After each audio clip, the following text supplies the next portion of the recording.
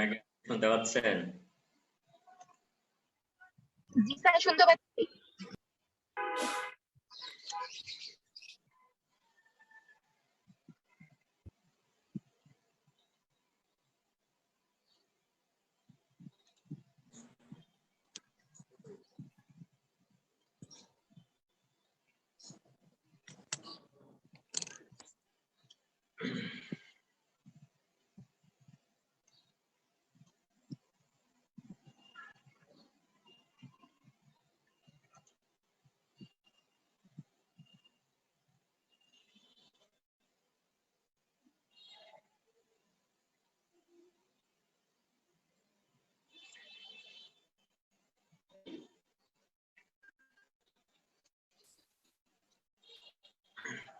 আপনাদের কি অন্যান্য ক্লাস শুরু হয়েছে? সপ্তাহ থেকে তো শুরু হয়েছিল মনে হয়।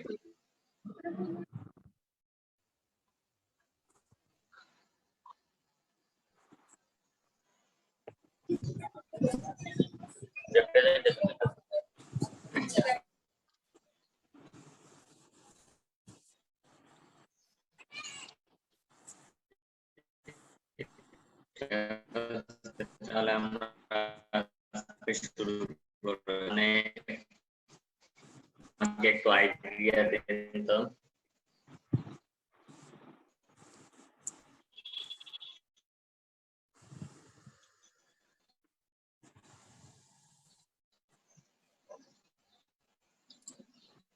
একজন আমাকে বলেন যে ফার্মাকোলজি মানে আপনি কি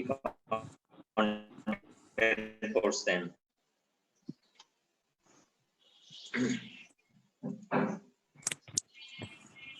রিফাত বলেন।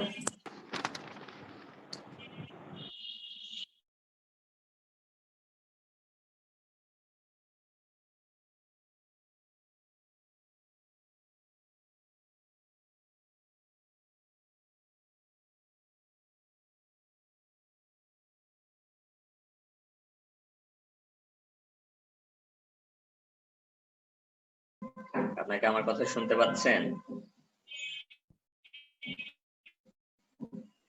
জি স্যার। একজন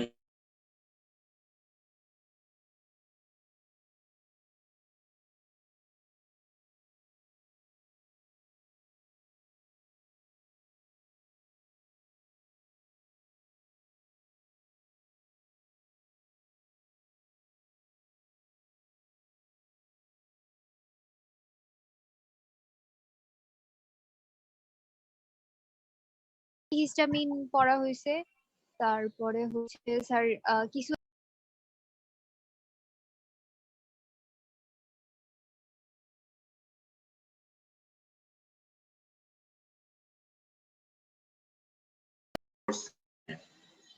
আর ফোর্থ ইয়ারের ফার্মাকোলজি যে টু অংশ যেটা আছে সেখানে অলমোস্ট পুরোটা অংশই হচ্ছে যে এখানে বিভিন্ন সিস্টেমিক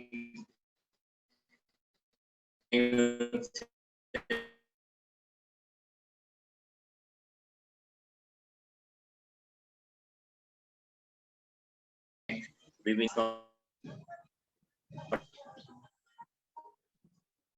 যে ড্রাগ গুলো বিভিন্ন কন্ডিশনে ইউজ করা হয় সেগুলো যে আপনাদের যে প্রশ্নগুলো দেখলে যেগুলো অতীতেও আসছে ভবিষ্যতে আসবে এবং এই প্রশ্নগুলো থেকে আসলে এখন পর্যন্ত বের হতে এজন্য গত কয়েক বছরের প্রশ্ন যদি খুব ভালো করে কেউ খেয়াল করেন তাহলে দেখেন যে খুব বেশি হেরফের হয় না, হয়তো নতুন দুই চারটা আসে, ঘুরে ফিরে আগের কোশ্চেন গুলো রিপিট হয়। এখন আপনারা ফার্মাকোলজি 2 যেটা এখানে যেটা আছে মেইনলি হচ্ছে যে সবচেয়ে বেশি অংশ যে কভার করে সেটা হচ্ছে যে drugs acting on the nervous system. Nervous সিস্টেমের উপরে যে ড্রাগ গুলো কাজ করে এর ভিতর অটোনমিক নার্ভাস সিস্টেম, তারপর সেন্ট্রাল নার্ভাস সিস্টেম, যে এই ড্রাগ গুলো অনেক বেশি আসে, তারপর কার্ডিওভাস্কুলার সিস্টেমের উপরে ড্রাগ গুলো কাজ করে সেগুলো পরীক্ষাতে আসে, তারপরে হচ্ছে আপনাকে কি অ্যানালাইসিস করছিলেন?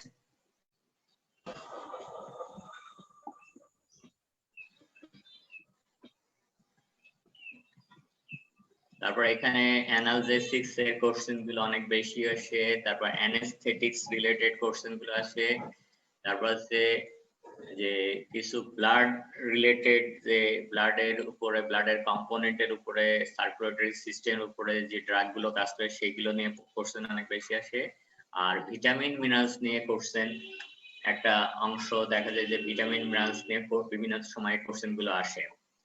এখন ফার্মাকোলজি 2 এই ফার্মাকোলজি সাবজেক্টটা অনেক বেশি ইন্টারেস্টিং সাবজেক্ট আমার কাছে মনে হয় না, কারণ এই সাবজেক্টের একটা বড় অংশই হচ্ছে যে আপনাকে মনে রাখতে হবে, ভালোভাবে মনে রাখতে হবে এবং মুখস্থ করতে হবে। এই জন্য হচ্ছে যে এটা একটু অনেক ক্ষেত্রে দেখা যায় যে একই ধরনের প্রশ্ন, মানে উত্তর মনে হয় যে অনেক সময় মনে হয় যে বিভিন্ন যে কোশ্চেন গুলো আছে অনেক কোশ্চেন গুলোর উত্তর একই রকম মনে হয়। অনেক সময় যে ইন্ডিকেশন থাকে, কাউন্টার ইন্ডিকেশন থাকে, adverse effect, side effect, drug interaction, precaution, warnings, এই যে জিনিসগুলো থাকে অনেক ক্ষেত্রে দেখা যায় যে অনেক ড্রাগের একই রকম থাকে, এই জন্য অনেক সময় কনফিউজড হয়ে যায় অনেকে। এখন আমারই হচ্ছে যে সবার কাছে হচ্ছে যে এই সাবজেক্টটা পড়ার একটা উদ্দেশ্য হচ্ছে যে আপনার বিভিন্ন হয় সেই ড্রাগিং সুনির্দিষ্টভাবে কোনে দেওয়া হয়, কোন কোন ক্ষেত্রে আপনি ওষুধগুলো দিতে পারবেন না, সেই ওষুধগুলো দিলে কি কি ধরনের পার্শ্ব প্রতিক্রিয়া হতে পারে, সিরিয়াস অ্যাডভার্স ইফেক্ট হতে পারে, এবং যে এই ড্রাগগুলো দিলে অন্যান্য ড্রাগের সাথে কি ইন্টারঅ্যাকশন হতে পারে, সেই জিনিসগুলো আপনাদেরকে একটু ভালোভাবে মনে রাখতে হবে।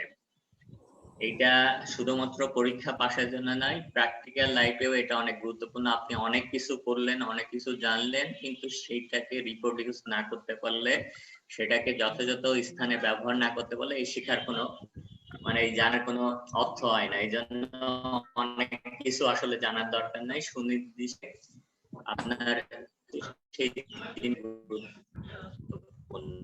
আপনি রিটেনে হয়তো অনেক লিখতে পারবেন, কিন্তু ভাইভাতে আসলে এটা একটু ডিফারেন্ট হয়। ভাইভাতে যে ফার্মাকোলজির একটা বড় অংশই কিন্তু কোশ্চেন জিজ্ঞাসা করা হয় ক্লিনিক্যাল ওরিয়েন্টেশন, ক্লিনিক্যাল কন্ডিশন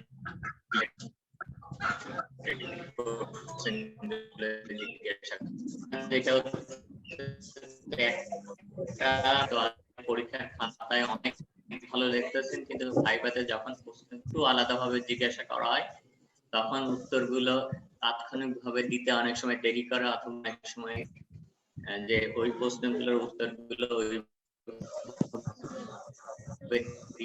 দিতে পারতেছেন, এই জিনিসগুলো দেখা যাচ্ছে পরীক্ষার সময়। আপনাদের থার্ড ইয়ারে তো আপনারা নিউরোলজি পড়ছেন, তারপর কার্ডিও পালমোনারি কন্ডিশন গুলো মনে পড়ছেন স্যার।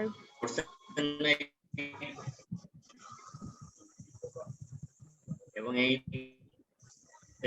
কন্ডিশন গুলো পড়ানোর সময় এখানে আমাদের মোটামুটি আপনারা পড়ছেন ওখানে ওই রোগগুলোর ম্যানেজমেন্ট সম্পর্কে পড়ছেন। ফার্মাকোলজি কিন্তু যখন ফার্মাকোলজিক্যাল প্রশ্ন হয়, এই জন্য যখন এই ফার্মাকোলজি ইন্ডিকেশন, কন্ট্রা ইন্ডিকেশন এগুলো যখনই বলা হয় অথবা অ্যাডভার্স ইফেক্টের কথা বলা হয়, তখন ওই সম্পর্কে একটা মিনিমাম আইডিয়া আপনাকে থাকতে হবে। এবং যেহেতু আপনারা নিউরোলজিক্যাল কন্ডিশন পড়ছেন, কার্ডিওপালমোনারি কন্ডিশন গুলো পড়ছেন, তাহলে অনেক কিছু আপনাদের জানা, এবং ওইখানে অনেক কিছু অলরেডি আপনারা অনেক ড্রাগ সম্পর্কে জানছেন, অন্যান্য ম্যানেজমেন্ট সম্পর্কে জানছেন, সেগুলো কিন্তু অনেক ক্ষেত্রে ফার্মাকোলজিতে আবার রিপিট হওয়ার সম্ভাবনা থাকে।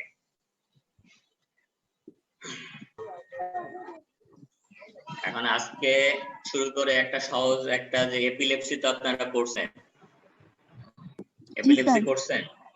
এখন ফার্মাকোলজিতে যে নার্ভাস সিস্টেমে যে ড্রাগগুলো পরীক্ষাতে সাধারণত আসে এবং পরীক্ষাতে ধরা হয়, তার ভিতর অ্যান্টি এপিলেপটিক ড্রাগ পরীক্ষাতে আসে। শুধু অ্যান্টি এপিলেপটিক ড্রাগ পরীক্ষাতে ধরা হয় এরকম না, অথবা পরীক্ষাতে আসে না, এপিলেপসির ম্যানেজমেন্টটাও কিন্তু পরীক্ষাতে অনেক ক্ষেত্রে আসে। এবং আরেকটা কন্ডিশন আছে স্ট্যাটাস এপিলেপটিকাস, এই ম্যানেজমেন্টটাও কিন্তু পরীক্ষাতে ধরা হয়, পরীক্ষাতে আসে। মা কি হইছে? এখন আমাকে যেটা হচ্ছে যে আপনার, আমি আগে বলছি যে এই ফার্মাকোলজি পড়ানোর সময় আপনার যে অ্যানাটমি, ফিজিওলজি, প্যাথোলজি, এই কন্ডিশন গুলো আপনাকে ভালো করে না জানলে ফার্মাকোলজি অনেক ক্ষেত্রেই মনে রাখা একটু কঠিন হয়ে যায়। এখন আমাকে একজন বলেন এপিলেপসি ডেফিনিশন বলেন।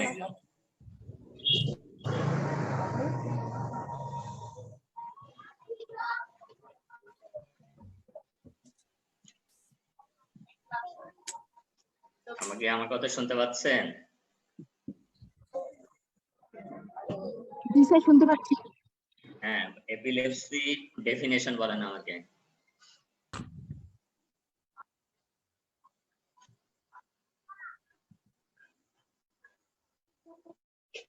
হ্যাঁ, এখন এপিলেপসি এবং সিজারের, ধরো না কিন্তু এপিলেপসি এবং সিজারের ভিতরে ডিফারেন্স কি?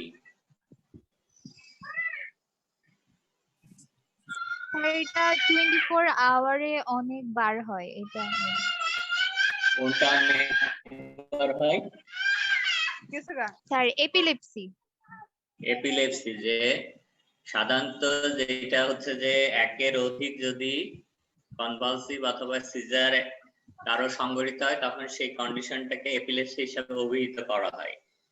আর রিফাত যেটা বলেন সেটা হচ্ছে যে সিজারের যে আনপ্রেডিক্টেবল, তারপর পিরিয়ডিক, রিকারেন্ট যে নিউরোনাল ডিসচার্জ ব্রেনে যেটা হয় সেটা হচ্ছে সিজার, যেটা অনেকবার যদি হয় তাহলে হচ্ছে সেটা হচ্ছে এপিলেপসি হিসাবে ইউজ করা হয়, টার্মটা ইউজ করা হয়। এখন এপিলেপসি অথবা সিজার এটা কি কোনো ডিজিজ কন্ডিশন না এটা অন্য রোগের প্রকাশ বলা হয়? তো রোগের সিম্পটম এটা হচ্ছে অন্য রোগের প্রকাশ বলা হচ্ছে, যদিও এটা যে যখন ডিসকাস করা হয় অথবা যখন এটা পড়ানো হয় তখন এটা আলাদা টপিক হিসেবে পড়ানো হয়, কিন্তু এটা হচ্ছে যে অন্য রোগের প্রকাশ। এখন এপিলেপসির কজ কি পড়ছিলেন তো আপনারা? এপিলেপসির কি কি কারণে এপিলেপসি হতে পারে? ইন্ট্রাউটেরাইন যদি বাচ্চার টর্চ ইনফেকশন হয়, ম্যাটারনাল যদি হিস্ট্রি থাকে, রুবেলা ম্যাটারনাল যদি মানে ম্যাটারনাল যদি রুবেলা ইনফেকশন থাকে, তারপর সে যদি ডিউরিং ডেলিভারি যদি বাচ্চার মাথায় আঘাত পায়, তারপর প্রিনেটাল নিউনেটাল এজে যদি বাচ্চার হচ্ছে ইয়া হয় আর কি, কি তার যদি ইয়া হয় আর কি বাচ্চার হ্যাঁ, আপনি ইনফেকশন হয়। হ্যাঁ, মানে ব্রড হেডিং এ অনেকগুলো কারণ কজ গুলো জানার কারণ এটা হচ্ছে এপিলেপসি ম্যানেজমেন্টের জন্য কজ গুলো জানা অনেক গুরুত্বপূর্ণ। যে কোনো রোগ ম্যানেজমেন্টের ক্ষেত্রে কজ হচ্ছে অনেক গুরুত্বপূর্ণ, কারণ আপনি ম্যানেজমেন্টের যদি আপনি সুনির্দিষ্টভাবে কোনো একটা কন্ডিশন অথবা রোগকে ম্যানেজ করতে হলে সেই রোগের পিছনের কারণটা যদি আপনি আইডেন্টিফাই করতে পারেন এবং সেই কারণটাকে যদি আপনি রিমুভ করতে পারেন তাহলে আপনি সঠিক ম্যানেজমেন্ট করতে পারবেন অথবা সুনির্দিষ্টভাবে ম্যানেজমেন্ট করতে পারবেন। এখন এপিলেপসি যেটা আপনি বললেন সেটা হচ্ছে মানে পেডিয়াট্রিক্স রিলেটেড যে এগুলো বলেন। ওভারঅল এপিলেপসি যে কারণ এখন পর্যন্ত একটা বড় অংশ হচ্ছে এপিলেপসি কি কারণে হয় সেটা হচ্ছে অজানা, ইডিওপ্যাথিক বলা হয়। এর বাইরে যে বিভিন্ন কারণে এপিলেপসি অথবা সিজার অথবা কনভালসিভ ডিসঅর্ডার গুলো হতে পারে তার ভিতরে আপনি যেটা বলেন ওয়ান অফ দি মোস্ট কমনই হচ্ছে যে ইনফেকশন, যে ব্রেনে যে বিভিন্ন ধরনের ইনফেকশন হয় সেই ইনফেকশনের কারণে এপিলেপসি হতে পারে, যেমন মেনিনজাইটিস, এনকেফালাইটিস, ব্রেন অ্যাবসেস, এরকম বিভিন্ন কারণে। তারপরে ব্রেনে যে ভাস্কুলার সেই ভাস্কুলার সাপ্লাই যদি কোনো সমস্যা হয়, ভাস্কুলার ব্লাড ভেসেলে যদি কোনো সমস্যা হয় সেই কারণে এপিলেপসি হতে পারে। তারপর বিভিন্ন ড্রাগস এর কারণে হতে পারে, যে অনেক সময় বিভিন্ন ওষুধ খাওয়ার জন্য বিভিন্ন টক্সিনের কারণে এপিলেপসি হতে পারে। তারপরে হচ্ছে যে ব্রেনের ভিতর স্পেস অকুপাইং লেশন হলে এপিলেপসি হতে পারে। এরকম বিভিন্ন কারণ আছে যে কারণগুলো জানা এপিলেপসি ম্যানেজমেন্টের ক্ষেত্রে এই কারণগুলো জানা, কারণ কিছু কারণ আছে যে কারণগুলো আপনি রিমুভ করতে পারবেন, আবার কিছু কারণ আছে যেগুলো অনেক সময় বলা হচ্ছে যে যেহেতু একটা বড় অংশই কোনো কারণ পাওয়া যায় না এই জন্য ওই কারণগুলো আইডেন্টিফাই করা অনেক সময় সম্ভব হয় না, এই জন্য ওই ধরনের ক্ষেত্রে অনেক সময় সুনির্দিষ্টভাবে ট্রিটমেন্ট করা কঠিন হয়। এখন এপিলেপসিক প্যাথোফিজিওলজি কি কারো মনে আছে যে এপিলেপসি যে যে প্যাথোফিজিওলজিটা কি?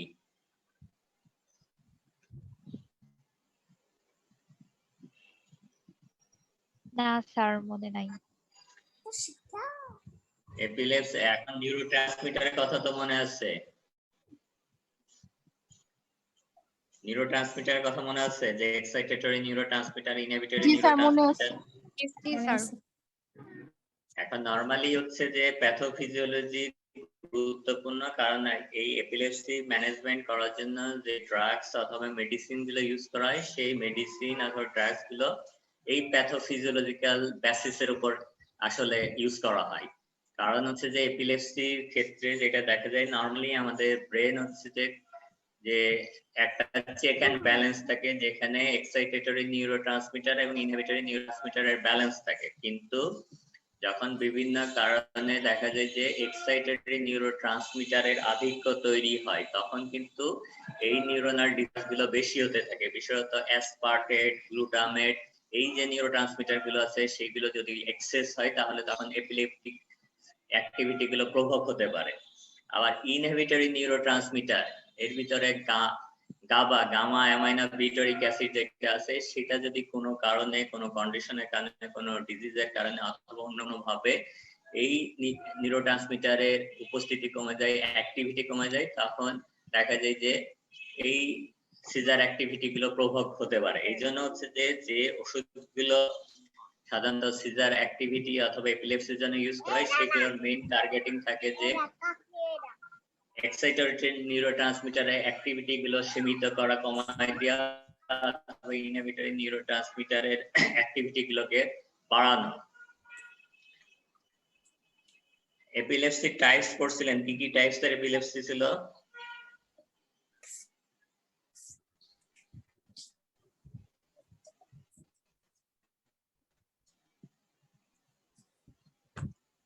জি ভাই, একদম এত কেন মারামারি করো? তুমি নামেকে কেন মারো? হ্যাঁ, তুমি কেন মারো নামেকে?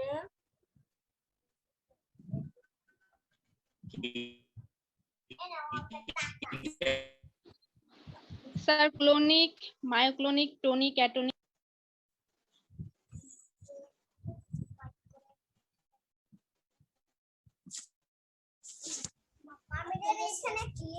এটা চাঁদ মামা না, এটা চাঁদ মামা। এইটা চাঁদ মামা, এটা চুমা দিছে এখানে। তাহলে তুমি কেন? হ্যাঁ, এখন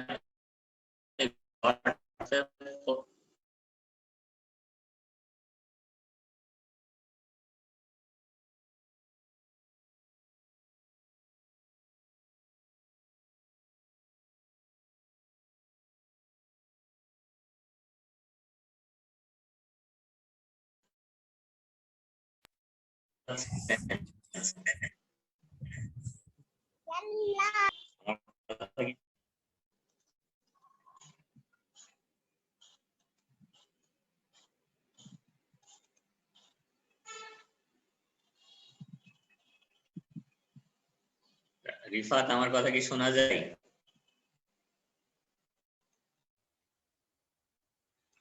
যে নেটে মনে হয় সমস্যা হচ্ছে, হঠাৎ করে কানেকশন অফ হয়ে গেছে, এটা মাঝে মাঝেই হয়। এপিলেপসি টাইপস এর কথা যেটা বলেন যে বললেন টনিক সিজার, ক্লনিক সিজার, অ্যাটনিক সিজার যেটা আছে, এপিলেপসি ব্রড হেডিং এ যেটা পড়ছেন যে দুই ভাগে ভাগ করা, একটা হচ্ছে ফোকাল অথবা পার্শিয়াল সিজার, আর একটা হচ্ছে জেনারেলাইজ সিজার। এখন ফোকাল, হ্যাঁ কিছু বলেন স্যার জেনারেল সিজারের কথা বললাম। জেনারেলাইজ, এখন যেটা হচ্ছে যে পার্শিয়াল সিজার এর ভিতর আবার সিম্পল পার্শিয়াল সিজার, আবার কমপ্লেক্স পার্শিয়াল সিজার, আবার জেনারেলাইজ সিজারের ভিতর যেটা কমনলি সবচেয়ে বেশি যে জিনিসগুলো দেখা যায় সেটা হচ্ছে যে জেনারেলাইজ সিজারই হচ্ছে একটা বড় অংশ মানুষের ভিতরে দেখা যায়, যেখানে generalise tonic clonic seizure, clonic seizure, tonic seizure, absent seizure, myoclonic seizure, বিভিন্ন ধরনের। এখন যে আবার পার্শিয়াল সিজার গুলো অনেক সময় হচ্ছে জেনারেলাইজেশন হতে পারে, যেগুলোকে সেকেন্ডারি জেনারেলাইজেশন বলা হয়। এখন এই পার্শিয়াল আর জেনারেলাইজড এর পার্থক্য কি?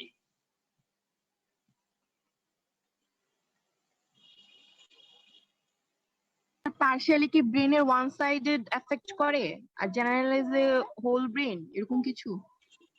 হ্যাঁ, যেটা হচ্ছে যে কনসেপ্টটা এরকম যে পার্শিয়াল অথবা ফোকাল হচ্ছে ব্রেনের একটা নির্দিষ্ট ফোকাসে এইটার উৎপাদ, যেমন এটা হয়তো টেম্পোরাল লোবের কোনো একটা অংশে হতে পারে, অথবা ফ্রন্টাল লোবের কোনো একটা অংশে হতে পারে, অথবা অক্সিপিটাল লোবের কোনো একটা অংশে হতে পারে।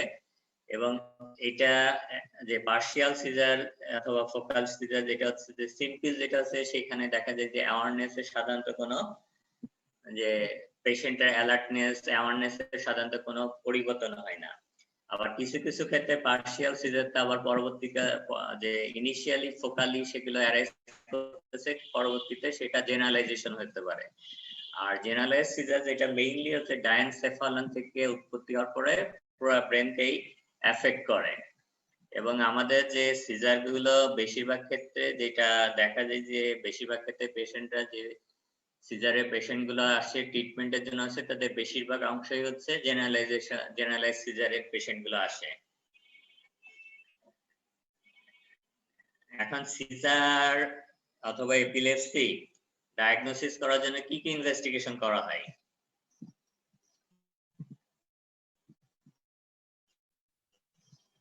স্যার এমআরআই, তারপর সিটি স্ক্যান, তারপর আদার্স ব্লাডের কোনো ইয়া করা হয় কিনা, সিবিসি করা হয় কি স্যার? স্যার হেমাটোক্রিট করা হয়, বিলিরুবিন গুলো দেখা হয়, serum electrolyte, ABG, neuro imagine. এটা হচ্ছে যে একটা হচ্ছে যে আপনি কজ আইডেন্টিফাই করার জন্য কিছু ইনভেস্টিগেশন করা হয়, আর হচ্ছে যেটা সিটি স্ক্যান এমআরআই বললেন, তারপরে ব্লাডের বিভিন্ন কম্পোনেন্ট গুলো পরীক্ষা নিরীক্ষা করা হয়। আর আরেকটা অংশ হচ্ছে যে আপনার যে সিজার হচ্ছে কনভালসিভ ডিসঅর্ডার হচ্ছে সেটা কোন ধরনের কনভালশন সেটাকে ডিফারেন্সিয়েট করার জন্য যেটা ইইজি করা, ইলেকট্রোএনসেফালোগ্রাম কিন্তু বলা হচ্ছে যে এটা সিজার ডায়াগনোসিস করার কোনো ইনভেস্টিগেশন নাই। কারো যদি সিজার হয় তাহলে সিজারটা কোন ধরনের টাইপস এর সিজার সেটা ডায়াগনোসিস করার জন্য মেইনলি ইইজিটা করা হয়। এখন যেটা হচ্ছে যে ইস্যু যে মেকানিজমটা আমি যেটা বললাম যে এটা একটু মনে রাখবে, কারণ যে ওষুধগুলো এপিলেপসি অথবা কনভালসিভ ডিসঅর্ডারের ক্ষেত্রে ইউজ করা হয় সেই ওষুধগুলো মেইনলি যেগুলো টার্গেটিং থাকে হচ্ছে নিউরোট্রান্সমিটার। এখন এখানে যে একটা সিম্পলি একটা মেকানিজম দেওয়া আছে যে আমি এর আগে বলছিলাম যে নরমালি যখন আপনি যে সিজার অ্যাক্টিভিটি গুলো প্রভোগ হবে যখন নিউরোট্রান্সমিটার এক্সাইটেটরি নিউরোট্রান্সমিটার গুলো আধিক্য হবে সেটা। এখন সেই ক্ষেত্রে এটা দেখা যায় যে আপনারা তো পড়ছেন অ্যাকশন পটেনশিয়াল পড়ছেন। জি স্যার। অ্যাকশন পটেনশিয়ালের এই ফেজ গুলো তো মনে আছে? জি স্যার। ডিপোলারাইজেশন স্টেজ, তারপরে একটা স্ট্রেস থ্রেশহোল্ড কে হচ্ছে অতিক্রম করবে, তারপর হচ্ছে দেন আবার ইয়া করবে, আগের জায়গায় ব্যাক করবে। ওটা হচ্ছে রিপোলারাইজেশন, হাইপারপোলারাইজেশন বিভিন্ন ফেজ আছে। এখন যেখানে এখানে যে বললাম যে এক্সাইটেটরি নিউরোট্রান্সমিটার যেখানে ছিল যে অ্যাসিটাইলকোলিন, গ্লুটামেট, অ্যাসপার্টেট, এখানে মেইনলি যেটা হচ্ছে যে গ্লুটামেট এবং অ্যাসপার্টেটের ভূমিকা অনেক বেশি থাকে। এটার কারণে যেটা হচ্ছে যে সেলের ভিতরে সোডিয়াম অনেক বেশি ঢুকতে থাকে,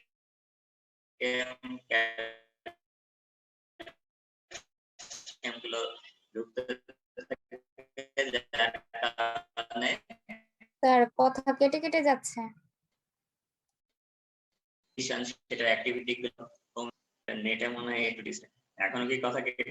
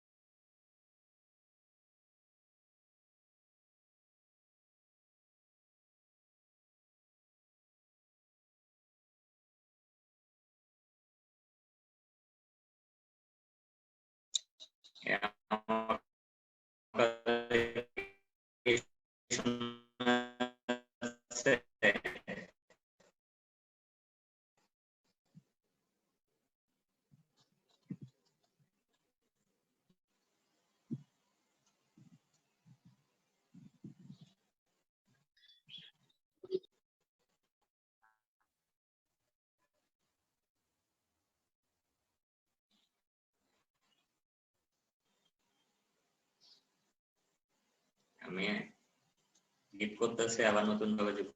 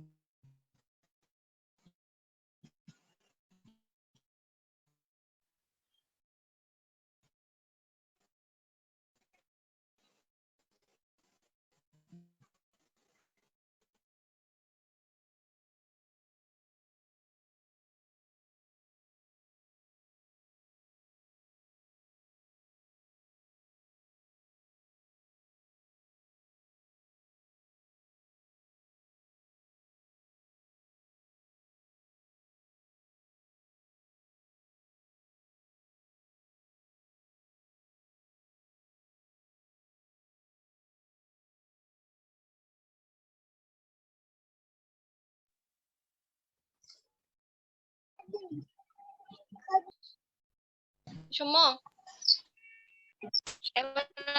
আমার শুনতে পাচ্ছেন?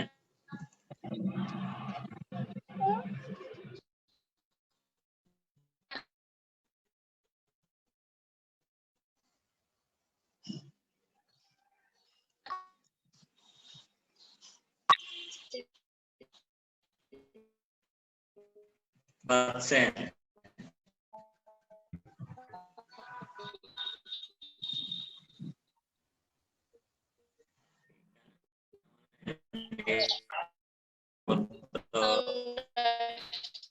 সংযোগী আউট হয়ে যাচ্ছে।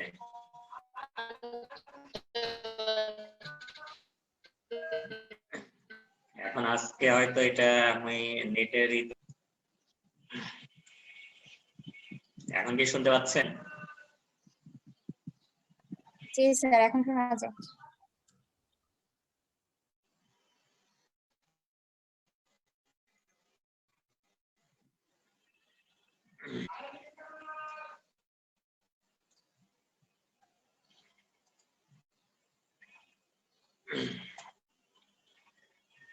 এখন যেটা পরীক্ষা যেটা আছে এপিলেপসি ম্যানেজমেন্ট আপনারা পড়ছেন, যে এপিলেপসি ম্যানেজমেন্টের ভিতরে এপিলেপসি এখন তো অন্যান্য রোগের ক্ষেত্রে অনেক ক্ষেত্রে অনেক কিছু করার সুযোগ থাকে, এপিলেপসি ম্যানেজমেন্টের ক্ষেত্রে এখন পর্যন্ত ট্রিটমেন্ট প্রোটোকলটা অনেকটা বলা হয় যে সীমাবদ্ধ বলা হচ্ছে, যে এখন পর্যন্ত বলা হচ্ছে যে যে ট্রিটমেন্ট গুলো প্রচলিত আছে, যে ট্রিটমেন্ট গুলো দেওয়া হয় সেটা অনেক ক্ষেত্রেই দেখা যায় যে স্যাটিসফ্যাক্টরি রেজাল্ট অনেকের ক্ষেত্রেই পাওয়া যায় না।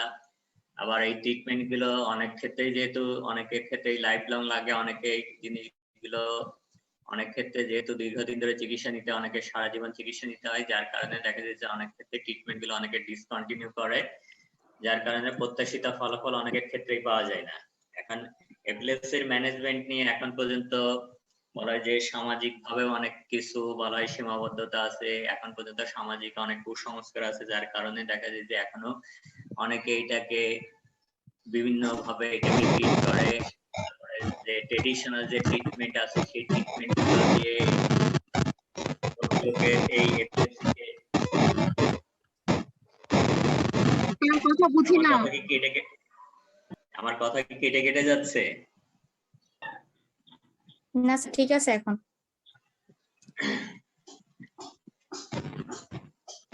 আপনাদের কারো মনে হয় সম্ভবত অন আছে, মানে এই জন্য মানে একটু শব্দ করতেছে।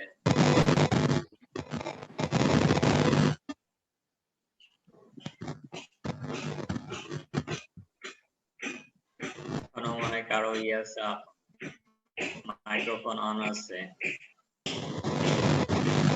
এপিলেপসি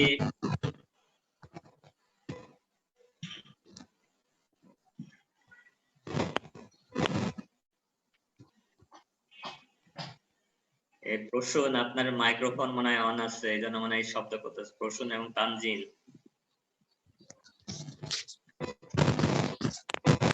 হ্যাঁ এপিলেপসি ম্যানেজমেন্টের কথা বলতে যে এপিলেপসির ম্যানেজমেন্টের ক্ষেত্রে এখন পর্যন্ত বলা হয় যে বিশেষত যারা প্রত্যন্ত অঞ্চলে বাস করে, যারা তুলনামূলকভাবে শিক্ষিত কম, তাদের ভিতরে এপিলেপসির ম্যানেজমেন্ট নিয়ে এখন পর্যন্ত বিভিন্ন ধরনের বলা হয় সামাজিক কুসংস্কার আছে, যারা অনেকেই স্টিল নাও একটা বড় অংশ পেশেন্ট তাদেরকে স্থানীয়ভাবে চিকিৎসা করা হয়, তাদেরকে বিভিন্ন ঝাড়ফুঁক দেওয়া হয়, বিভিন্ন রোগটা চিকিৎসা দেওয়া হয়। এখন পর্যন্ত ড্রাগ ম্যানেজমেন্ট অনেকের ক্ষেত্রেই দেওয়া হয় না, যেটা অনেক ক্ষেত্রে তাদের ক্ষেত্রে ঝুঁকিটা বাড়ায়, সময়ের সাথে সাথে তাদের কন্ডিশন ডিটিরিয়রেট করে। কিন্তু এখন পর্যন্ত বলা হচ্ছে যে এপিলেপসি যারা আক্রান্ত তারা যদি সময় মতো সঠিক ট্রিটমেন্ট করে, ট্রিটমেন্ট যদি নিয়মিত করে, তাহলে অনেক ক্ষেত্রে তার কন্ডিশনটা স্টেবল থাকে, তার কন্ডিশনটা সে এই এপিলেপসির কারণে তার সামাজিক জীবনযাপনের ক্ষেত্রে, তার অন্যান্য জীবনযাপনের ক্ষেত্রে বড় রকম কোনো প্রভাব পড়ে না। তারপরেও কিছু কিছু জিনিস তাকে মেনটেন করতে হয়, যেটা এপিলেপসির ম্যানেজমেন্টের একটা বড় অংশ। বলা হয় যে এপিলেপসিতে শুধু ড্রাগ ম্যানেজমেন্টই বড় অংশ না, এপিলেপসিতে যে কারণগুলোতে এপিলেপসি ট্রিগারিং হতে পারে, এপিলেপটিক অ্যাটাকগুলো ট্রিগার করতে পারে, সেই জিনিসগুলো তাকে অ্যাভয়েড করতে হয়। যেমন ট্রিগারিং ফ্যাক্টরের ভিতরে আপনারা দেখছেন যে যদি কারো স্লিপ ডিস্টারবেন্স থাকে, এক্সেসিভ নয়েজ থাকে, তারপরে যে বিভিন্ন বলা যায় লাইটের তীব্রতা থাকে, সেসব জিনিসগুলো যদি কোনো ক্ষেত্রে উপস্থিত থাকে তাহলে তার সিজার অ্যাক্টিভিটি গুলো প্রভোগ করতে পারে, সেই জিনিসগুলো অবশ্যই অ্যাভয়েড করতে হয়। এখন এপিলেপসির ম্যানেজমেন্টের ক্ষেত্রে একটা বড়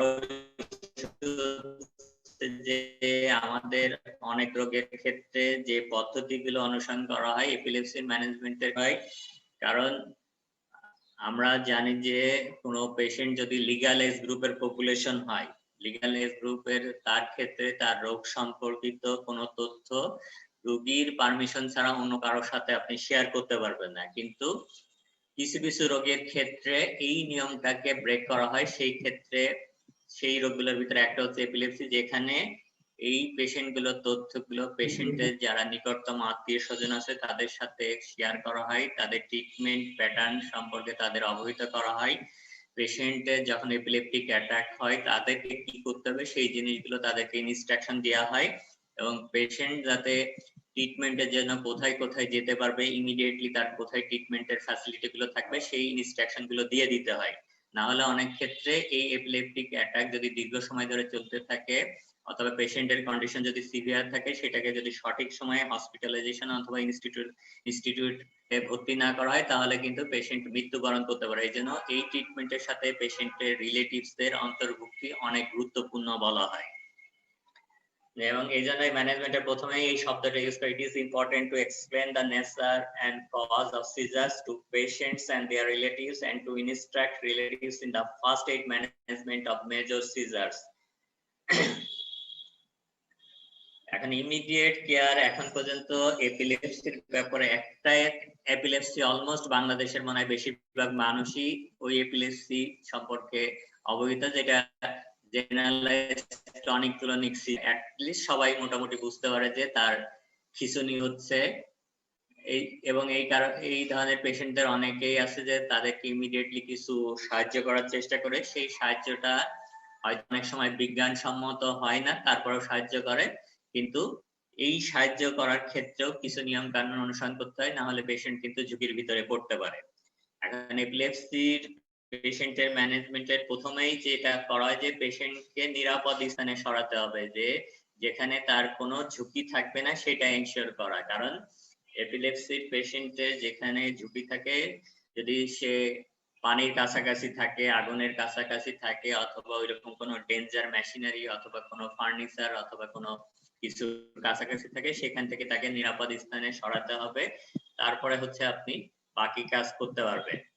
যেটা আমরা অনেক সময় যে কাজটা করে থাকি সেটা জেনে করে থাকি অথবা না জেনে করে থাকি, যে অনেক সময় অনেকে যখন এই কনভালশন হতে থাকে তখন অনেকে মুখের ভিতরে চেষ্টা করা হয় অনেক সকলের জন্য, যেগুলো কোনোভাবেই ঠিক বলা হয় না, এবং এইটা বলা হয় যে আইডিয়াল না। এটা পেশেন্টের জন্য অনেক সময় ঝুঁকি বাড়াতে পারে। কারণ যখন হতে থাকে তখন আপনি কোনো কিছু দিয়েই ওটা বন্ধ করতে পারবেন না, এই জন্য ওই সময় কোনো কিছু করা নিরাপদ না, সেটা পেশেন্টের জন্য আরো ঝুঁকি হতে পারে। কিন্তু পরবর্তীকালে কিছু জিনিস যখন সিজার অ্যাক্টিভিটি গুলো সিজ করবে, তখন আপনি কিছু কিছু পেশেন্টকে রিকভারি পজিশনে আপনি রাখতে পারবেন। পেশেন্টের টাংটা ফল ব্যাক করছে কিনা সেটা আপনি দেখে টাংটাকে প্রপার পজিশনিং করতে পারেন, এবং প্রয়োজনীয় যদি কোনো সহযোগিতা লাগে সেই সহযোগিতা তখন আপনি করতে পারবেন। এখন ফার্স্ট এইড ম্যানেজমেন্ট সেটা মোটামুটি সবাই জানেন যে move person away from the danger, after convulsion cease turn into recovery positions, সেটা সবাই জানেন যে নরমালি সেমি প্রন পজিশন করা হয়। তারপর ensure airway is clear but don't insert anything in the mouth, এটা একেবারে গুরুত্বপূর্ণ। কোনো কিছুই সাধারণত মুখের ভিতর দিয়া নিরাপদ না। এবং এখানে if conversion continue for more than 5 minutes or recur without person regaining consciousness, অনেক লম্বা সময় ধরে যদি এপিলেপটিক অ্যাটাক হতে থাকে, অ্যাটাক হতে থাকে, সেই ক্ষেত্রে পেশেন্টকে কোনো প্রতিষ্ঠানে অথবা কোনো ক্লিনিক্সে অথবা হসপিটালে ভর্তি থেকে তাকে প্রয়োজনীয় ম্যানেজমেন্ট করতে হয়, না হলে পেশেন্টের কন্ডিশন ডিটিওরেট করতে থাকে, পেশেন্টের ব্রেন অ্যাক্টিভিটি গুলো ডিটিওরেট করতে থাকে। এবং আরেকটা গুরুত্বপূর্ণ এটা বলা হয় যে don't leave person alone until fully recovered. অনেক সময় এই জিনিসটা আমরা যারা দেখা যায় যে পেশেন্টকে আমরা অনেকে সাহায্য করে থাকি, কিন্তু সেই সাহায্যটা অনেক সময় বলা হয় যে পর্যাপ্ত হয় না, যার কারণে পেশেন্ট ঝুঁকতে থাকে। কোনো পেশেন্ট এপিলেপটিক অ্যাটাকের পেশেন্টকে যদি আপনি সাহায্য করেন, পেশেন্টের রিকভারি না হওয়া পর্যন্ত পেশেন্টের সঙ্গ ত্যাগ করতে পারে। এখন ইমিডিয়েট ম্যানেজমেন্ট কি করা হয় সিজারের পেশেন্টদের ক্ষেত্রে? এনশিওর এয়ারওয়ে ইজ প্যাটেন্ট, যে তার এয়ারওয়েটা প্যাটেন্ট আছে কিনা সেটা দেখা হয়, যে তার কোনো কারণে তার এয়ারওয়েটা ব্লক হয়ে যাচ্ছে কিনা, ব্লক থাকলে সেটাকে ঠিক করা সম্ভব কিনা, যদি ঠিক করা সম্ভব হয় সেটা বিশেষত টাংটা ফল ব্যাক করে, সেটা টাংটাকে প্রপার পজিশনিং করা। তারপর গিভ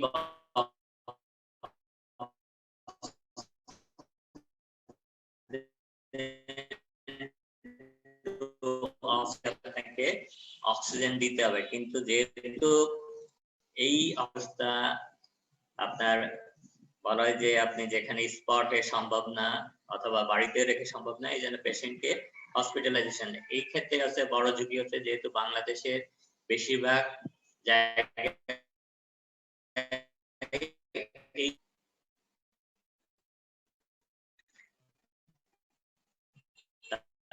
তারপর হচ্ছে এখন হিসাবে যে ওষুধটা ইউজ করা হয় সেটা হচ্ছে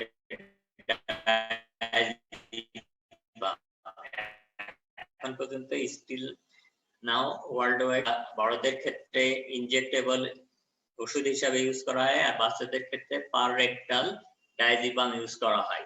যে এবং এখন অনেক ক্ষেত্রে ডায়াজিপামের পাশাপাশি আরেকটা ওষুধ ইউজ করা হয়, সিডেটিভ হিপনোটিক ড্রাগস, সেটা হচ্ছে লোরাজিপাম। যে কিপ ইন্ট্রাভেনাস ইনটেক 12 months এ ডাইজিপাম এটা অ্যাডাল্টের জন্য দেস 10 milligram only, convulsion are continued or repeated. আপনারা ইসে ফেব্রাইল কনভালশন পড়ছেন মনে হয়, তাই না পেডিয়াট্রিক্সে? জি স্যার।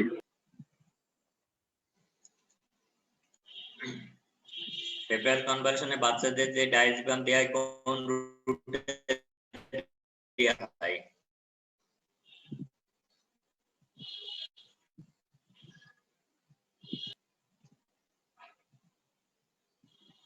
স্যার পার রেক্টালি তো লেখা আছে। আর একটা ওটার ডোজ মনে আছে কি ডোজে দেয়া হয়? 0.5 milligram per KG. 0.5 milligram per KG. ওটার আরেকটা ই আছে যে 0.1 সিসি পার কেজি, ওইটা হিসেবে দেয়া হয়। এখন যেটা হচ্ছে যে যে ডায়াজিপাম সেটা ইনজেক্টেবল, সাধারণত বড়দের ক্ষেত্রে এটা ইনজেক্টেবল ইন্ট্রাভেনাস রুটে দেওয়া হয়, আর বাচ্চাদের ক্ষেত্রে পাররেটাল দেয়া। এবং আরেকটা গুরুত্বপূর্ণ যে take blood for anti convulsant level, যদি নন এপিলেপসি, যদি কোনো পেশেন্ট আগে থেকে এপিলেপসি ডায়াগনোস থাকে এবং এপিলেপসির কারণে সে বিভিন্ন ওষুধ খায়, সেই ধরনের পেশেন্টদের ক্ষেত্রে অ্যান্টি কনভালসেন্ট ড্রাগের যে ব্লাডে কনসেন্ট্রেশনের উপস্থিতি কি পরিমাণ কনসেন্ট্রেশনে আছে সেটা দেখার জন্য তার ব্লাড স্যাম্পলটা কালেকশন করে সেটা দেখা হয়। কারণ অনেক সময় যেটা দেখা যায় যে আমরা যে ওষুধ অনেকেই খাচ্ছে কিন্তু ওষুধের ডোজটাকে অ্যাডজাস্ট করতেছে না, যে তার সিচুয়েশনের সাথে পরিস্থিতির সাথে অনেক সময় অ্যাডজাস্ট না করার কারণে দেখা যায় যে তার সিজার অথবা কনভালসিভ ডিসঅর্ডার গুলো ম্যানেজমেন্ট করা ঠিকমতো সম্ভব হয় না। আর একটা বড় অংশ হচ্ছে যে আপনাকে ইনভেস্টিগেট দ্য কজ, যে কি কারণে এই এপিলেপসিটা অথবা সিজার অ্যাক্টিভিটি গুলো হচ্ছে সেটা অবশ্যই আপনাকে ইনভেস্টিগেশন করে এটা কজ আইডেন্টিফাই করতে হবে। যদি আইডেন্টিফাই করা সম্ভব হয় এবং সেই কজগুলোকে যদি ট্রিটমেন্ট করা সম্ভব হয়, অবশ্যই সেই কজগুলোকে ট্রিটমেন্ট করতে হবে। এর বাইরে একটা অ্যান্টি কনভালসিভ থেরাপির আগে একটা যে লাইফস্টাইল মডিফিকেশন বলা হয়, যে এপিলেপসি পেশেন্টদের অন্যান্য পেশেন্ট একটা কোশ্চেন ছিল কি বলেন স্যার, ওই যে take blood for anti convulsant levels, এটা কেন নেওয়া হয় ব্লাড? এইটা হচ্ছে যে যেসব patient anti epileptic drug already খাচ্ছে তাদের জন্য এটা। কারণ আপনার এপিলেপসি ড্রাগের যেটা হচ্ছে যে আপনি যে ড্রাগ গুলো খাচ্ছেন সেই ড্রাগের কনসেন্ট্রেশন রক্তে এটা পরীক্ষা করার ব্যবস্থা আছে। আপনি যে ডোজে ওষুধ খাচ্ছেন সেই ডোজে ওষুধ খাওয়ার পরে তো এটা যে ফার্মাকোকাইনেটিক্স ফার্মাকোডিনামিক্স এগুলো তো পড়ছেন, এখানে যাওয়ার পর রক্তে যাওয়ার পর এটা ডিস্ট্রিবিউশন হবে, তারপরে সেটা অ্যাকশন করবে। এখন যদি পর্যাপ্ত পরিমাণে এটা রক্তে এই ওষুধের উপস্থিতি না থাকে তাহলে আপনি সিজার অ্যাক্টিভিটি গুলোকে কন্ট্রোল করতে পারবেন না। এই জন্য হচ্ছে যে আপনি হয়তো 3 বছর আগে একটা ডোজ গ্রহণ করতেছেন, কিন্তু দেখা যাচ্ছে ওই ডোজ গ্রহণ করার পরেও আপনার কোনো ইমপ্রুভমেন্ট হচ্ছে না, তাহলে আপনার রক্তে যে পরিমাণ কনসেন্ট্রেশন ওই ওষুধে থাকার কথা সেটা হয়তো কম আছে, ঘাটতি আছে।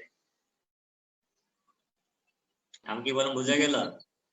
জি স্যার। কারণ এইটা বাংলাদেশের ক্ষেত্রে কঠিন, বাংলাদেশে করা হয়, বাংলাদেশে ইউজুয়ালি ঢাকাতে কতগুলো প্রতিষ্ঠানে এই drug level anti convulsant level করা যায়, কিন্তু স্টিল না এটা জেলা লেভেল অথবা অন্যান্য শহরগুলোতে এটা করার কোনো সুযোগ নেই। এবং এটা ব্যয়বহুল, একটু তুলনামূলকভাবে একটু ব্যয়বহুল। এই জন্য অনেকেই এই জিনিসগুলো মানে যারা চিকিৎসা করে তারা দিতে আগ্রহী হয় না, আবার যাদেরকে দেওয়া হয় তারাও যেহেতু টাকা পয়সার ব্যাপার আছে, ফ্যাসিলিটির ব্যাপার আছে, এই জন্য অনেকে করতে ইন্টারেস্ট বোধ করে না। কিন্তু এইটা করা যে এটা নিয়মিত যে প্রতি কয়েক মাস পর পর করতে হবে এরকম না, লিস্ট আপনাকে বলা হয়েছে যে লিস্ট 1 বছর 2 বছর পর পর এগুলো করা হচ্ছে নিরাপদ। এখন লাইফস্টাইল মডিফিকেশন যে অন্যান্য অনেক রোগের ক্ষেত্রে যেমন লাইফস্টাইল মডিফাই করা হয়, এপিলেপসি পেশেন্টেরও কিন্তু লাইফস্টাইল মডিফিকেশন করতে হয়। বিশেষত এদেরকে অনেক বেশি সতর্ক থাকতে হয় এবং অনেক ক্ষেত্রে যাদের বলা হয় যে মেজর এপিলেপটিক অ্যাটাক থাকে তাদের ক্ষেত্রে অনেক সময় ইনস্ট্রাকশন দিয়ে দেওয়া হয় যে তারা যেন একাকী কোনো কাজ করে না যে কাজে তার ঝুঁকি বাড়াতে পারে, যেমন তাকে যে একাকী শাওয়ার করা ঝুঁকিপূর্ণ হতে পারে, পানির ভিতর নামতে গেলে তার জন্য ঝুঁকি তৈরি হতে পারে, সেই জিনিসগুলো তাকে করতে পারে। তারপর ড্রাইভিং করা তাদের জন্য নিরাপদ না, এই জিনিসগুলোকে তাদেরকে মডিফাই করে তাদেরকে অন্যভাবে চিন্তা করতে হয়।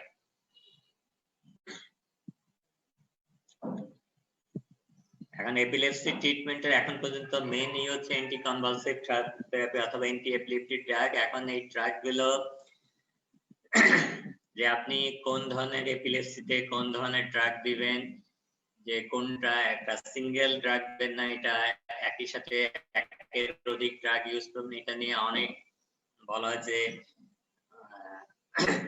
ধারণা প্রচলিত আছে, অনেকে অনেকভাবে ট্রাই করে। তবে স্টিল নাও আপনাকে যেটা করা হয় যে সাধারণত এপিলেপসি ট্রিটমেন্টের ক্ষেত্রে যে সিঙ্গেল ড্রাগ ট্রাই করা হয়, যদি সিঙ্গেল ড্রাগে ইফেক্ট না প্রত্যাশিত ইফেক্ট না পাওয়া যায় তাহলে ওই ওষুধটাকে সুইচ করে অন্য ওষুধে যাওয়া হয়। অনেক ক্ষেত্রে যদি সেটাতেও প্রত্যাশিত ফল না পাওয়া যায় তাহলে কম্বাইন্ড ড্রাগ ইউজ করা। সাধারণত বেশিরভাগ ক্ষেত্রেই যে অনেক বেশি সংখ্যক ওষুধ ব্যবহার করতে মানা করা হয়, কারণ অনেক বেশি সংখ্যক ওষুধ ব্যবহার করা পেশেন্টের জন্য যেমন ঝুঁকি তৈরি করে, পাশাপাশি পেশেন্ট গুলো অনেক বেশি সংখ্যক ওষুধ দিলে তারা অনেক সময় গ্রহণ করতে অনীহা প্রকাশ করে অথবা তারা নিয়মিত গ্রহণ করে না, যার কারণে এই ট্রিটমেন্টের ক্ষেত্রে পেশেন্টের এবং পেশেন্ট স্বজন আছে বিশেষত মা বাবার ভূমিকা অনেক বেশি, যে আপনাকে এই ট্রিটমেন্ট করার সময় তাদেরকেও অন্তর্ভুক্ত করতে হয় যাতে এটার প্রপার ম্যানেজমেন্টটা করা সম্ভব হয়। এখন যে ওষুধগুলো ইউজ করা যায়, wide range of drugs is available, the mode of action of this agent is either to increase inhibitory neurotransmission in the brain or to alter neuronal sodium channels in such a way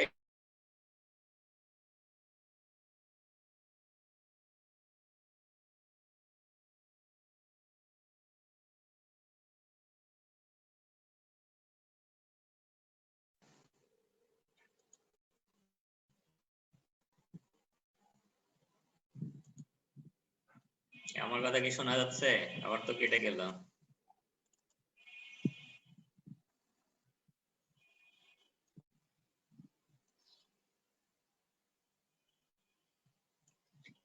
এখন যে drug গুলো বলেন যে drug গুলো mode of action যেটা বলা হচ্ছে যে is either to increase inhibitory neurotransmission in the brain or to alter neuronal sodium channels in such a way as to prevent abnormally rapid transmission of impulse। এখন usually যে ওষুধগুলো ব্যবহার করা হয় মেইনলি হচ্ছে সেই ওষুধগুলোর মোড অফ অ্যাকশন হচ্ছে যে এই উদ্দেশ্যেই ব্যবহার করা হয়।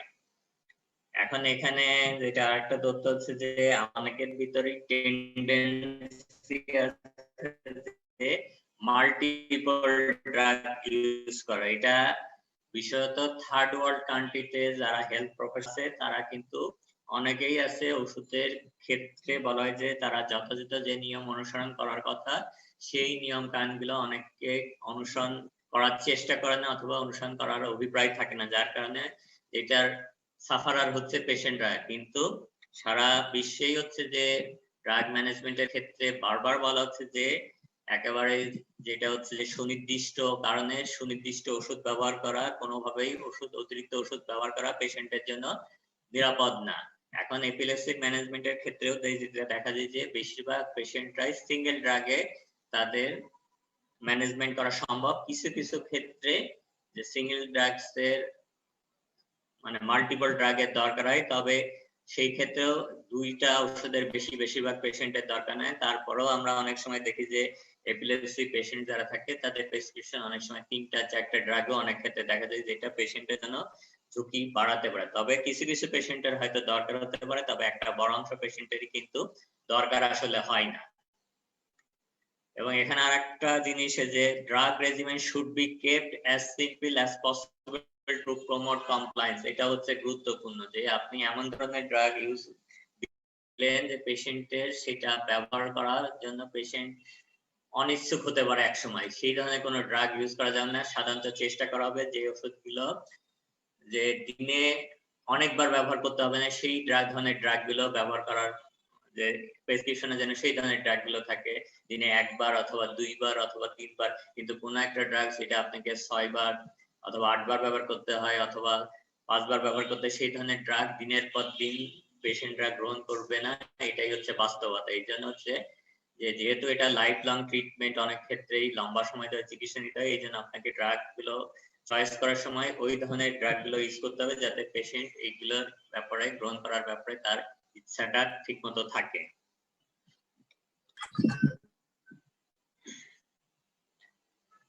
With the exception of absence attack and juvenile colonic epilepsy, there is no hard evidence indicating that এটা যে ইউজুয়ালি যে ড্রাগ গুলো এখন পর্যন্ত প্রচলিত ড্রাগ আছে, যে ড্রাগ গুলো বেশি ব্যবহার করা হয়, একটা ড্রাগ আর একটা ড্রাগ থেকে অনেক বেশি সুপিরিয়র এইরকম ভাবার কারণ নেই। যদিও যে ওষুধ কোম্পানি গুলো অনেক সময় তারা বিভিন্ন ভাবে যে ইনফ্লুয়েন্স করার চেষ্টা করে, যে বিভিন্ন ভাবে যে বলার চেষ্টা করে যে এই ওষুধটা অন্য ওষুধের চেয়ে ভালো, অন্য কোম্পানিতে ভালো, এই ধরনের কোনো এভিডেন্স এখন পর্যন্ত এরকম স্ট্রং এভিডেন্স নেই। যে অলমোস্ট দেখা যায় যে ওষুধগুলোর কার্যকারিতা প্রায় কাছাকাছি। যদিও বলা হয় যে কিছু কিছু ক্ষেত্রে অ্যাডভার্স ইফেক্ট সময়ের সাথে সাথে যে নতুন ওষুধগুলো আসতেছে সেগুলোর সিরিয়াস অ্যাডভার্স ইফেক্ট ওল্ড যে ড্রাগগুলো তুলনামূলকভাবে কম, কিন্তু স্টিল নাও এপিলেপসি ম্যানেজমেন্টের ক্ষেত্রে এখন পর্যন্ত বেশিরভাগ হেলথ প্রফেশনালেরই আস্থা হচ্ছে ড্রাগ গুলো আছে যেগুলো অলরেডি স্টেবিলাইজড, মানুষ আছে সেগুলোর উপরে মানুষের আস্থা এখন পর্যন্ত বেশি।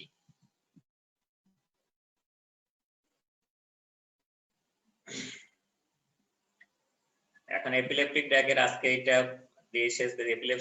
এপিলেপটিক ড্রাগের যে ক্লাসিফিকেশন, বিভিন্ন ভাবে ক্লাসিফিকেশন করা আছে। এখানে একটা ক্লাস হচ্ছে ক্লাসিক্যাল ড্রাগ এবং নিউয়ার ড্রাগ। ক্লাসিক্যাল ড্রাগ এখন পর্যন্ত এপিলেপসি ম্যানেজমেন্টের বেশিরভাগ ওষুধীয় ক্লাসিক্যাল ড্রাগ গুলো দিয়েই ম্যানেজমেন্ট করা হয়।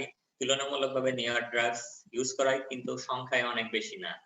যে ক্লাসিক্যাল ড্রাগের ভিতরে ফেনিট্রন, ফেনোবারবিটন অথবা ফেনোবারবিটাল, প্রিমিডন, কার্বামাজেপিন, ইথক্সামাইড, ভ্যালপ্রোইক অ্যাসিড অর্থাৎ সোডিয়াম ভ্যালপ্রোয়েট, এই ওষুধগুলো এখন পর্যন্ত বেশি ব্যবহার করা হয়।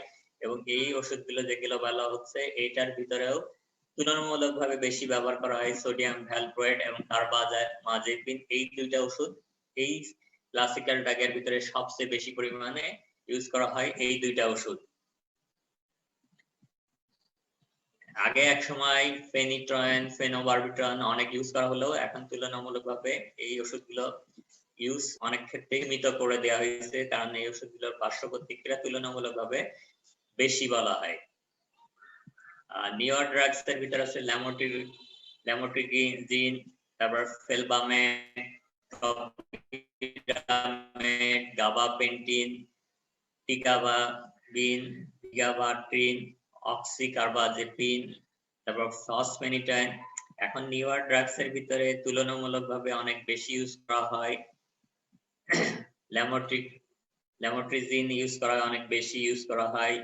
তারপর হচ্ছে যে ফসফেনিটাইন অনেক ক্ষেত্রে ইউজ করা হয়, টপিরামেট ইউজ করা হয়। গাবাপেন্টিন যদিও বলা অ্যান্টি এপিলেপটিক ড্রাগস, কিন্তু গাবাপেন্টিন, প্রিগাবালিন এই ওষুধগুলো অ্যান্টি এপিলেপটিক ড্রাগের চেয়ে বেশি ইউজ করা হয় নিউরোপ্যাথিক পেইন ম্যানেজমেন্টের ক্ষেত্রে। এবং একটা বড়াংশ অ্যান্টি এপিলেপটিক ড্রাগের ব্যবহার আছে নিউরোপ্যাথিক পেইন ম্যানেজমেন্টের ক্ষেত্রে। অনেক অ্যান্টি এপিলেপটিক ড্রাগ ইউজ করা হয়, যেমন কার্বামাজেপিন অনেক ক্ষেত্রে ইউজ করা হয়। তারপর মাইগ্রেনের ট্রিটমেন্ট হিসাবে অনেক অ্যান্টি এপিলেপটিক ড্রাগ ইউজ করা হয়।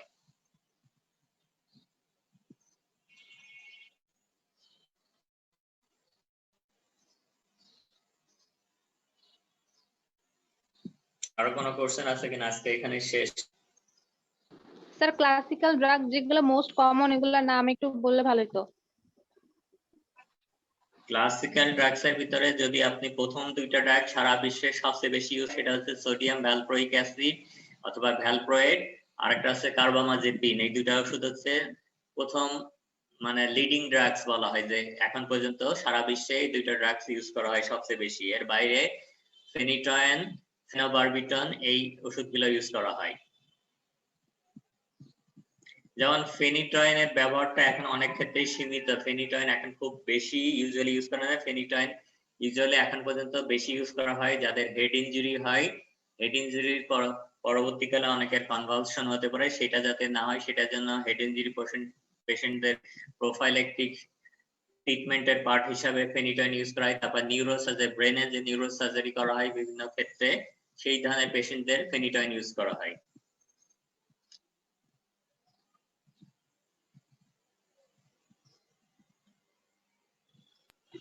স্যার হ্যাঁ বলেন। এপিলেপটিক পেশেন্টদের দেখা যায় যে বেশিরভাগ সময় আগুন আর পানিতে গেলে হচ্ছে ওদের সমস্যাটা বেশি হয়। তো এটা কি আগুন অথবা পানি ওদের এপিলেপসিটাকে প্রভোগ করে, নাকি এপিলেপসি হওয়ার পরে তাদের হচ্ছে আগুন বা পানি দ্বারা তাদের ক্ষতি হয়? এটা হচ্ছে যে আগুন এবং পানি যেটা হচ্ছে ঝুঁকিপূর্ণ, এই কারণে বলা হচ্ছে আপনার যদি ওই পরিস্থিতিতে কারো যদি এপিলেপসি অ্যাটাক করে, তাহলে সে হচ্ছে যে এখন পানিতে গোসল করার সময় ধরেন সে এপিলেপটিক অ্যাটাকটা শুরু হলো, তখন তো সে ঝুঁকির ভিতরে পড়বে যদি তার সাহায্য করা না থাকে। তারপর আগুনের ওইটা হচ্ছে যে পানি এবং আগুন প্রভাব করে এইরকম না, আসলে যে পানি এবং আগুন হচ্ছে তার জন্য ঝুঁকিপূর্ণ। যদি ওই পরিস্থিতিতে তার এপিলেপটিক অ্যাটাকটা শুরু হয় তাহলে সে ঝুঁকির ভিতরে পড়বে।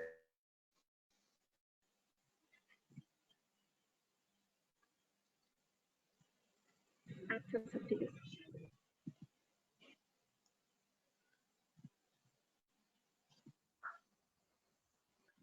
হ্যাঁ, পার্সেন্টেজটা নিয়ে এটা যেটা করেন, পার্সেন্টেজটা আমার ম্যামের কাছে পাঠাই দিয়েন।